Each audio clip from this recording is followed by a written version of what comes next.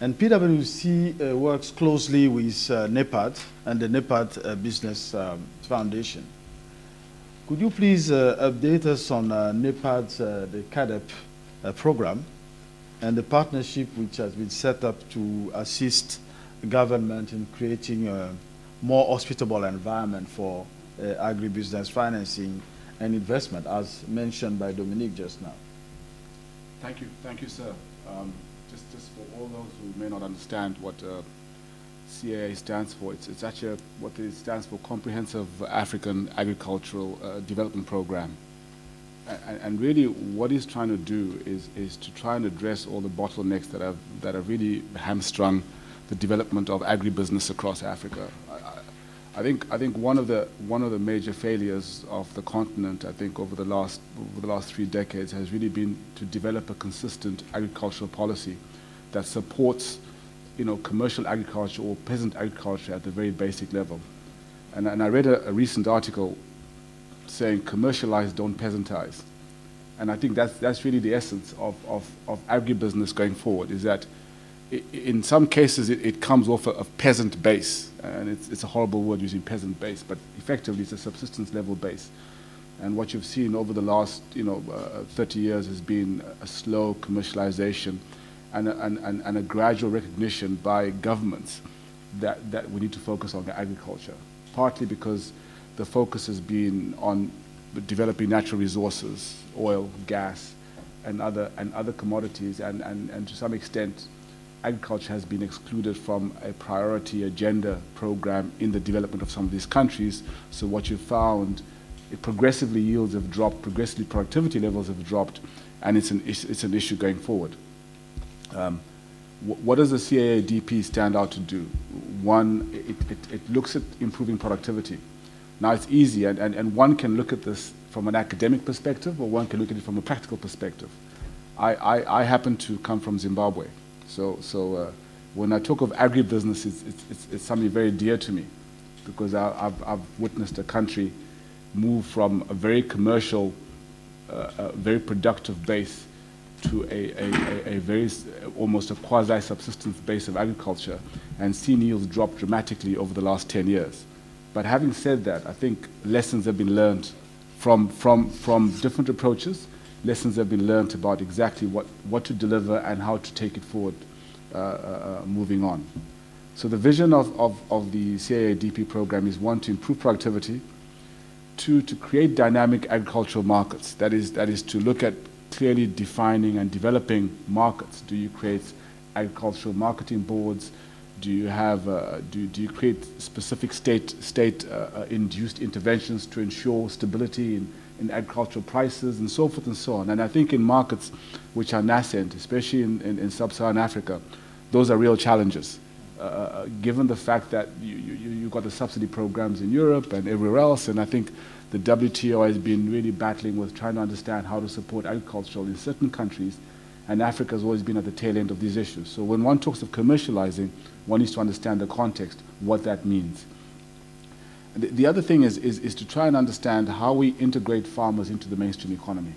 I think if we talk of investing, a lot of the farmers that we have in sub-Saharan Africa are marginal, and they continue to be marginal. And here I talk not of the large commercial concerns like in South Africa and in some cases in Zimbabwe, Zambia, Malawi, but I'm talking more in Central Africa, more in West Africa, where you really have people working and eking out a living on the fringes of the economic base. Yes, they deliver. Yes, they have productivity levels, but similarly, they're not integrated into the mainstream economy. That's a critical issue. And I think what comes with that is the equitable distribution of the value chain, of the wealth that goes with that going forward. But one of the most important issues, and I think we talk of PPPs and we talk of looking at a multi-sector approach to African development, is a whole issue of infrastructure.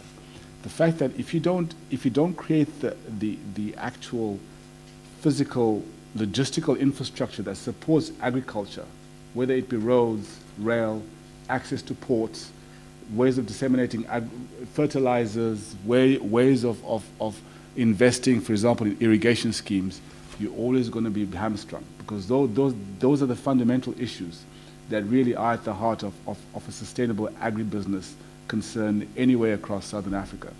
And again, using South Africa as an example, is when one goes to those large agricultural schemes and one sees the interconnectivity between the scheme, the farmers themselves, the export markets, and the integration into mainstream economy, you start understanding what the real potential is in other parts of Africa.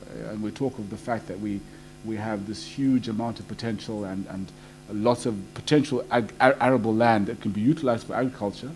And again, very little of it is used in a commercial sense.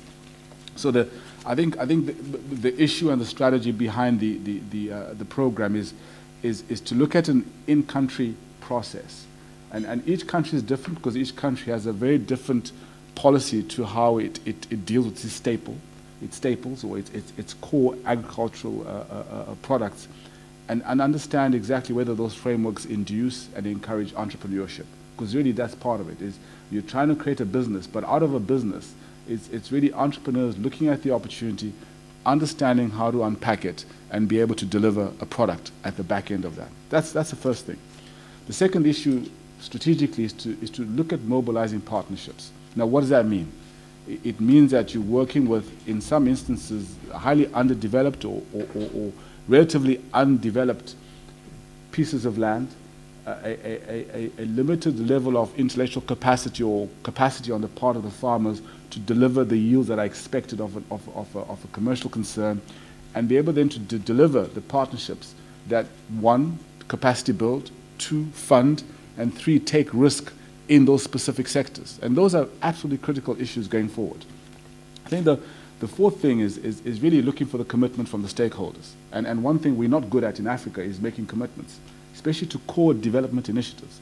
And agriculture is a core development initiative. So once you've got the buy-in and you've got the key stakeholders and the key institutions specifically stating an intent and a strategy of how to develop agribusiness, and here I'm not talking the Pan-Africa, I'm talking really in-country specific policies driven by senior individuals who can impart that down to the people on the ground, will be able to make it forward. The fifth thing is we've got to align ourselves to the development objective. Now we have countries which are now oil economies in Africa, and their development objective is driven around the mobilization of those natural resources to the exclusion of everything else. So they'll tell you that our GDP is growing year on year at 7.5%, but guess what? Agribusiness and agriculture and the output and productivity is probably going at 1% per annum. If not, and that's if they're lucky. And in some cases, it has dropped substantially because the investment hasn't been there, and there's been a migration of that skill to other sectors of the economy which are far more productive and far more profitable. So those are the issues I think that we need to understand and grapple with going forward. I think the third thing is really leveraging synergies. Is that again, in country there are different levels of specialization, different levels of skills. You know, it's interesting to find out that 15 months after Zimbabwean farmers moved into Malawi, they had a surplus in maize production. Similarly in Zambia. I'm not saying that was the reason, but obviously a strong part of leveraging on the synergies, which is specialization, taking it where it's needed, understanding how to deliver it, looking at seeds and fertilizer, and all the necessary inputs that come into an agricultural concern is absolutely critical. And I think my parting shot is, one can become very academic about these things and say, if we project that if we do this and the other, this will be the outcome, is one thing. The other aspect is having an exceptionally practical approach to how you deliver going forward. And I think the NEPAD programs are really looking at as making it as practical as possible to determine exactly what the key touch points are going forward to take it forward. I think, Mr. Chair, later I'll probably touch base on what the 4 pillars are of the agricultural program, of the development program, because I think it's critical that you get to understand what it means and how we take it forward, but I'll talk about that later. Doing business in Africa, you can't afford to be without Africa Investor.